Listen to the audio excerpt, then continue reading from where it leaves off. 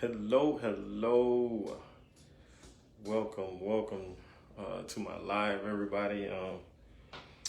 Man, uh, it's been a jam-packed few weeks with a lot of stuff going on in the media, in other people's lives, and I know in our lives. And I just hope you guys, your families are well, and that this pandemic that we're in really does not impact you in a negative way. And I hope it has actually positively impacted you, and you have gotten some perspective during all of this, because there's always something to learn in a crisis. You know what I mean? Like there's always something to learn every time we go through things, and even in the lives of other people, man. Like, let's talk about Randy, this lost girl in Miami. Her mom did a live video. I mean, so many people shared the post, man. Like when our community, when we can come together, we can come together, y'all. And so she ran away, but somebody said she was kidnapped, and she was with a man in a white van. But then her mom went live, I think early this morning or last night. And this was an emotional live. This was a very emotional live. I feel so bad for her mom. Her mom is a former dancer, which she was saying on the live that she's a former dancer, and that she was just trying to make her ends meet, and she was looking for support and was looking for help from family members, and she wasn't getting it. And every time she reached out to family members, there was nobody there to support her, to watch her daughter, but so she can make ends meet. So some friends let her know about this lady, and so the lady was supposed to be like a Christian lady, and somehow she gave the lady custody of her daughter, where they filled out an agreement for her to have temporary custody. And her mom's name is Princess. Her being young, she said that she didn't think much of it. She's just trying to get help, and she wants to provide for her family, which I understand. If she didn't have a mentor, if she didn't have her somebody in her life who's guiding her, she already said she did not have the right support. She didn't have the support. So she was dancing, trying to get money to move out of Miami. So she gave her daughter to the lady. Long story short, the lady ended up manipulating her. So as she shared on the live, and after her daughter was recovered, was found, her daughter was actually ran away from the lady who was now her foster mom, or her guardian.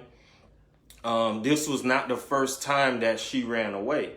This was not her first time that she ran away. So the mom was really emotional on the live. I really hope that she gets her daughter. If any of you guys, if any guys can help her with some an attorney or whatnot, like she could really use that.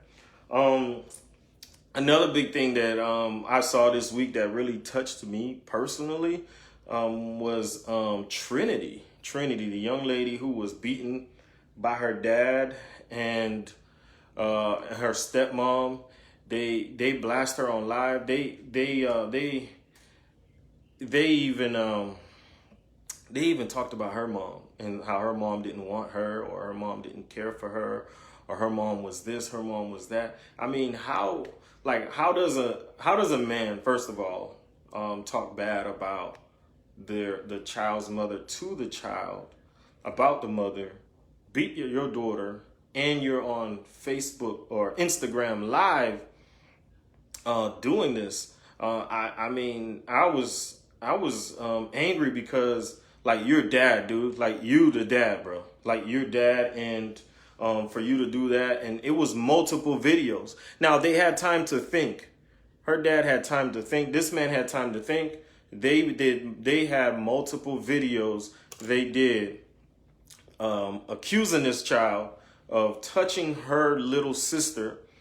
And I find it kind of fishy because you wanted to go live and say you did that. Like you wanted to go live and say to your daughter, say, hey, you touched your sister.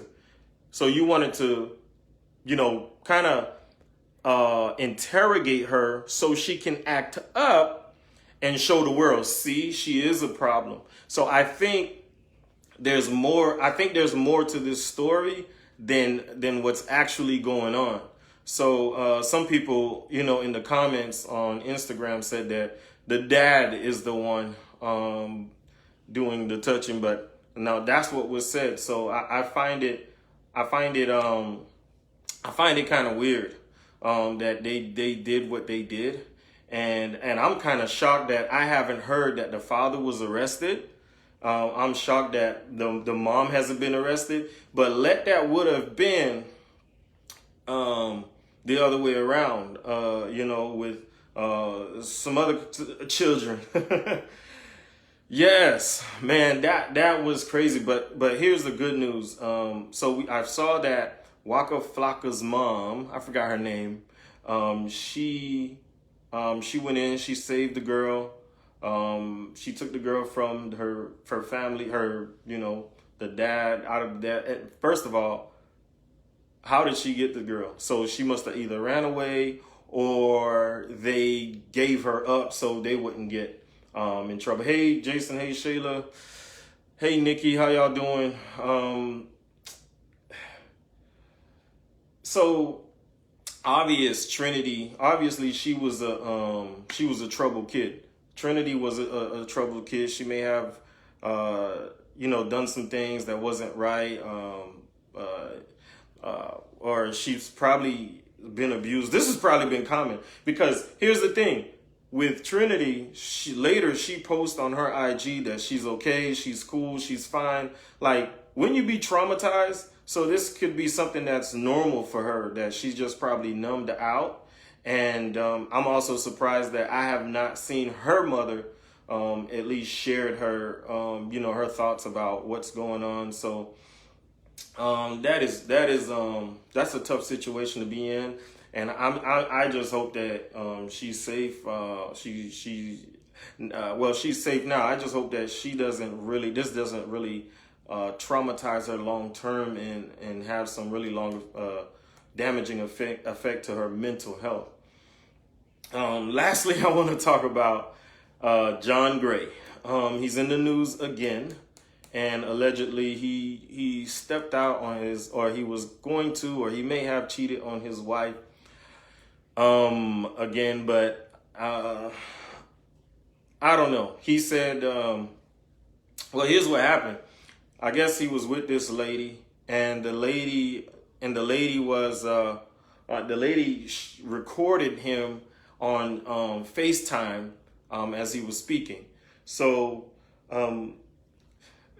I don't have beef against John Gray. I just don't think he's the wisest guy, in my opinion. But because here's what happened. All right, so she records the lives, right? One of them is talking about, or the FaceTime. One of them is talking about he's showing her the jet. I don't know who who these recordings came from, but I'm just sharing what I saw. And then he's like, get your two-piece and we're going, let's go. And then on another video, he has his son in the car saying, what do you eat every day? What do you eat every day? And he's like, pizza. That's right, pizza. Now, I don't know who he's talking to, but it's not like you have your counselor on the line. I highly doubt it. I highly doubt your therapist or your counselor would be on the phone and allowing you to speak like that about your child's mother. And he obviously wasn't talking to his wife on the phone, because his wife do not play the radio, okay? So I guess He's mad about uh, his wife not cooking. But man, look, I cook. I just got through making dinner. I would have done my live sooner, but I was cooking. And my wife can throw down. My wife can cook. But she likes my cooking better for some strange reason, right? But come on. If my wife refuses to cook, that's not a reason for me to step out. But he said he didn't do it. He said nothing happened. He didn't touch her or whatever. But like, the conversation, the video or the live should have been, this is not true. This was something I saw a friend, a brother of mine, and we were talking. He leaked it. He probably wanted some money, and not it be like a woman that you're messing with. So, and food is not going to be the reason a man steps out. Listen, brokenness, dysfunctional upbringing,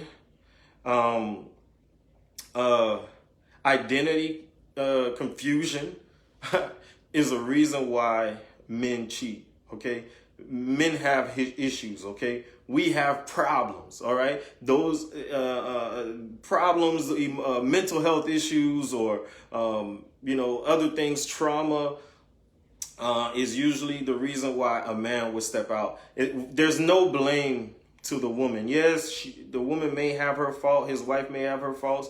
My wife may have her faults, but she is not the reason why I stepped out of our relationship. Okay, so you gotta stop blaming, stop pointing the finger. That's what Adam and Eve did in the beginning. God said, hey man, you bit that fruit, what happened? He said, man, it's that woman you gave me. And then he went to the woman, he said, Eve, what happened? She said, it's the devil, he made me do it. So everybody is pointing fingers. We're projecting, and we're not reflecting. We need to be doing some self-reflection and saying, hey, what am I doing that's causing a ripple effect in my family, in my finances, in my life, and whatever, in my relationships. In the story of Randy, the lost Miami girl, in the story of Trinity, the one who was abused by her dad and her stepmom who went viral, in the story of John Gray, all three stories, all three events had one common denominator. It was the man. It was the man. Our country, our world is in where it's in. This is what I truly believe. We are where we are because the men are not in their rightful place. And I'm challenging you guys. I'm challenging men to get in their rightful places because our children need us. Our wives need us. Our women need us. Our communities need us to be able to control our emotions, to have some emotional intelligence, to be able to take care of ourselves, to be in our rightful mind, to heal from our brokenness and our pain, the things that we have gone through in the past. Yes, we are men. We are human. Yes, we are. But we can heal. We can be faithful to our women. We cannot abuse our children. We can raise healthy families. We can be healthy within ourselves. And here's one thing that I've noticed also about our culture is that we hold each other accountable, but the problem is that we beat our men up and we don't really get them the help. Maybe a few of us do, but as a whole, our men are not getting the help that they need. Like we need to push our men to get the help that we need. Just because he's sitting down watching Sports Center and maybe going to the bar and getting a drink and he's not causing no problems, that does not mean that he doesn't have issues. A man should be doing some kind of leading, giving back some kind of way and helping in some form and being active in the lives of children. That is the call over our lives. That is the thing we must cultivate, are the things that God has given us to be over, and so we can raise healthy families. And speaking of cultivating, I have a book coming out. It's called Cultivate Your Calling. And in my book, I share my story. And I share how men can heal from brokenness, how I heal from brokenness, how I heal from past trauma, how I was able to heal and move on from mental health challenges, and how men can restore within themselves, walk in their true identity, restore the relationships in their home, discover their purpose, and lead like they're supposed to. So if you would like a copy of the book, in my bio, you can pre-order it. It's set to come out in the winter. I would love for it to come out sooner. If it does, I will let you know. But I challenge you guys. I challenge the men to get the help that you need. I challenge the women, the ladies, to have our backs, man, to love on us, to have our black brothers, our backs, because we need your support. Yes, we've had fathers that haven't been in our lives as well. We have fathers that haven't been active, or we've had abusive fathers. We've had fathers that neglect us. So we need your help. We need to get the help that we need. And it's time for you to set boundaries as well and say, hey, look, dude, this relationship is not going any further until you get the help that you need. We need to get our men the help that they need, so they can be effective leaders in our communities, especially for our children, our wives, the people around them. We need to make sure that our families are protected. We need to make sure that our women are protected. Guys, who are going to protect our women if we're not doing it? Who are going to protect our ladies? Who are going to protect the women in our communities, the women in our lives? Like, they need us, man. And I really do challenge you guys to step up to the plate, man, to step up to the plate. What do you guys think? Let me know. Like, what do you think with Randy, the missing girl in Miami? Have you seen her mom's live? Did you see the live? Did you see it play? Did you see it? What do you think about that? With Trinity, that I shared the post earlier. I even shared the video on my Instagram and my Facebook. No, I didn't share it on Facebook, but I shared it on my Instagram. What do you think about that? And what do you think, if you haven't heard about what happened with John Gray? What do you think about that? Let me know. What's going on, Warren? All is well, man. Look, really, I mentioned my book earlier, Cultivate Your Calling. Really, I wrote this book because on March 29th of this year, my daughter came, she burst in the room, and she said, Daddy, I got to run to the hospital. Mind you, my daughter usually, if she has allergies, if she eats certain things, or she's allergic to certain foods, she has to go to the hospital. And it's happened before. So I'm like, okay, I got to take her to the hospital. And she's like, no, Tyrell was shot. And we were shocked. We jumped out of our bed. This was around midnight. And later, around 3 o'clock in the morning, or 2 o'clock in the morning, she called us. I saw that phone ring, and I'm looking at that phone. I let my wife pick it up, and she said, Tyrell Thrower has passed away. And that really broke my heart. I never thought that my then 18-year-old daughter would be planning a funeral for anybody. And to see her broken like that during the funeral and after the body was lowered, that really broke my heart. And I told my daughter that I promise you that his legacy will continue, or people will remember his name.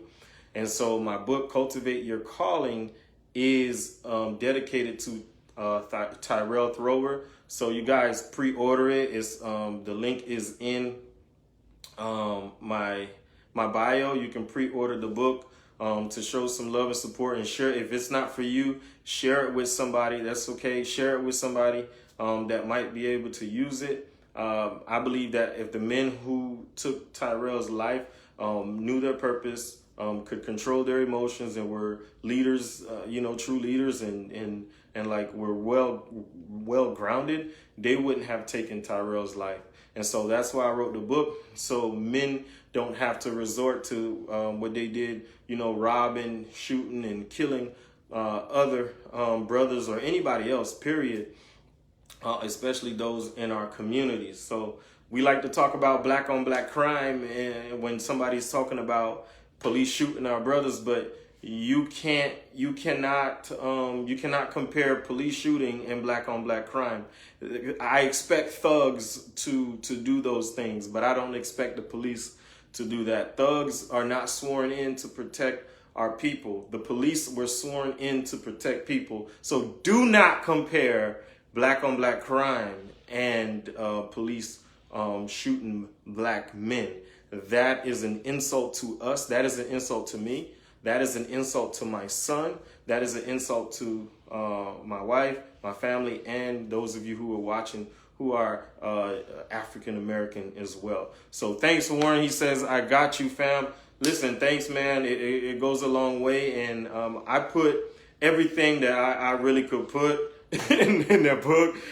When I finished writing it, I was going back in. I was like, oh, shoot. I was like, because, new knowledge come and new, like, you just seeing things like you really wanted to address. And that's what I did, bro. And I gave it my all. And in a couple weeks, I should have my proof.